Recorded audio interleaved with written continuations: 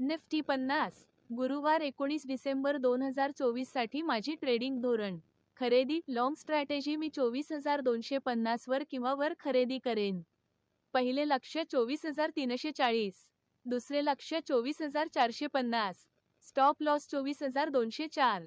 विक्री लहान धोरण मी 24,150 च्या खाली विक्री करेन. पहिले लक्ष्य 24,010, दुसरे लक्ष्य 23,930, तिसरे लक्ष्य 23,860. Stop loss 24,180. अस्वीकरण. वरील माहिती ही खरेदी विक्रीची शिफारस नाही.